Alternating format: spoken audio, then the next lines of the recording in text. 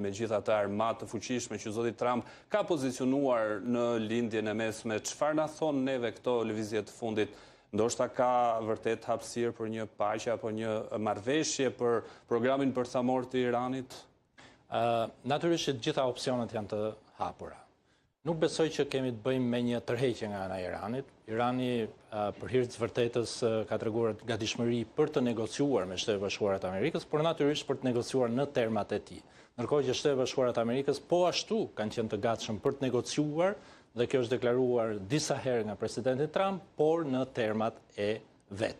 Dhe për të mbërritur në pikën ku negociatat mund të hapen, palët janë mbërthyer në këtë konflikt, i cili është një konflikt i ftohtë deri në këtë moment dhe shpresojmë që të mbetet një konflikt i ftohtë. Shtetet Bashkuara të Amerikës po ushtrojnë presion maksimal dhe kjo është brenda taktikës negociuese në mënyrë të veçantë të presidentit Trump, dhe këtë kemi parë gjatë kohëve të fundit edhe në konflikte të tjera, po ashtu Irani është brenda traditës së vet të kokëfortësisë dhe mos nënshtrimit ndaj Shtetet Bashkuara të Amerikës. Por gjithsesi, pavarësisht se mundësia për të mbërritur në një marrëveshje mbetet e hapur, niveli paparashikueshmërisë së ngjarjeve në këtë moment është jashtëzakonisht i madh. Pra ne nuk mund të themi me siguri nëse do të shkojmë drejt një marrëveshje të negociuar apo do të shkojmë drejt një konflikti i cili mund të përshkallëzohet dhe mund të ketë pasoja shumë të rënda edhe për rajonin në tërësi.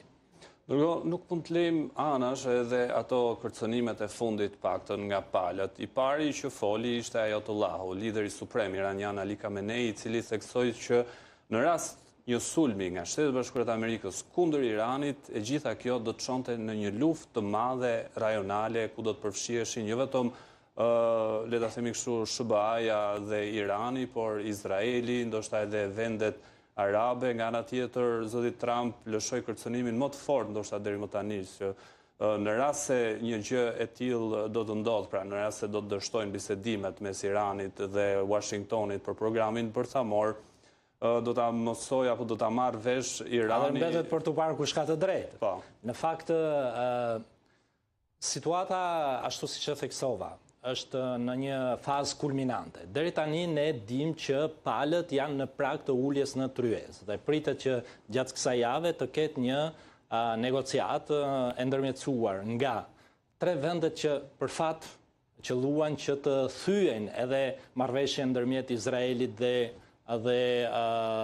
Hamasit në rastin e Gazës, dhe kemi të bëjmë me Turqinë, Egjiptin dhe Katarin. Dhe shpresohet që këto negociata të fillojnë në Stamboll gjatë kësaj jave.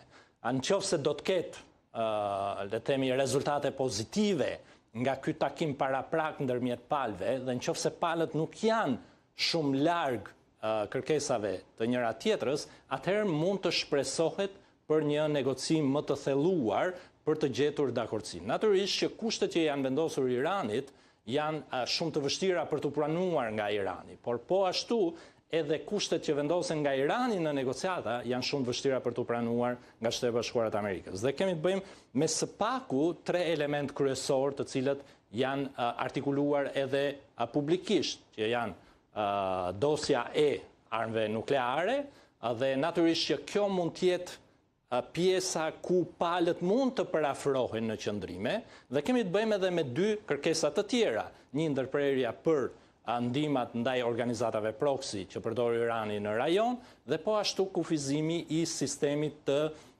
raketor në Iran, çka tregoi të jetë shumë efektiv si deterrencë në luftën 12 ditore me Izraelin. Natyrisht që këto dy të dytat duken vështirësisht të pranueshme nga ana e Iranit, por unë besoj që Irani mund të çedojë edhe deri tek organizatat proxy, të cilat deri në këto momente kanë shërbyer si një unaz deterrence për Iranin.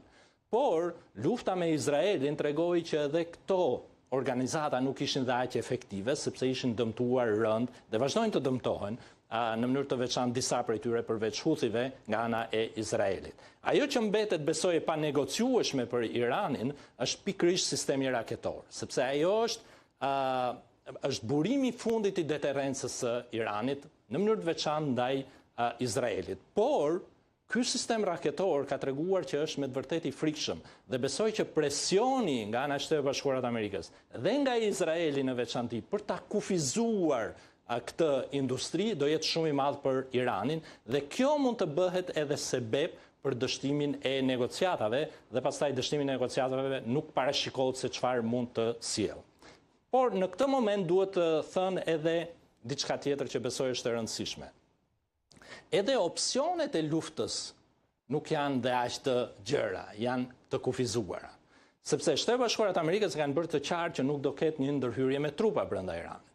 Sepse Irani është një vend i madh, 90 milion banor, 90 e kusur milion banor, natyrisht në një pozitë gjeografike shumë delikate që do të trazonte ujërat në gjithë lindjen e mesme kështu me radhë. Dhe pasojat janë të papërllogaritshme për shkak edhe të kompozimit të vetë vendit të Iranit në pikpamje etnike, religjioze, sektare kështu me radhë.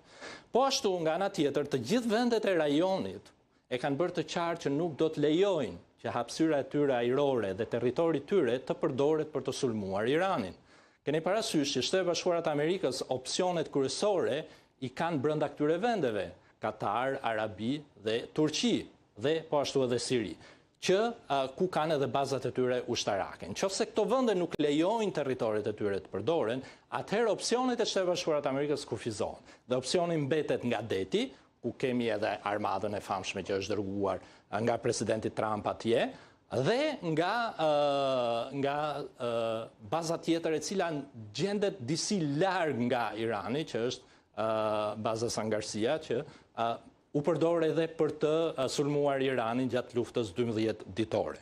Por kjo tregon që Shtetet e Bashkuara të Amerikës kanë vetëm një opsion sulmi, që janë sulmet ajrore me objektiva të përcaktuar në Iran. Se çfarë rezultatesh mund të sjellin këto sulme, kjo është krejtësisht e diskutueshme, sepse ne pam që regjimi është jashtëzakonisht i konsoliduar në Iran gjatë protestave të fundit dhe që ka vullnetin për ta shtypur në mënyrë brutale çdo lloj rezistence brenda vendit. Prandaj dhe situata mbetet me të vërtet e paparashikueshme.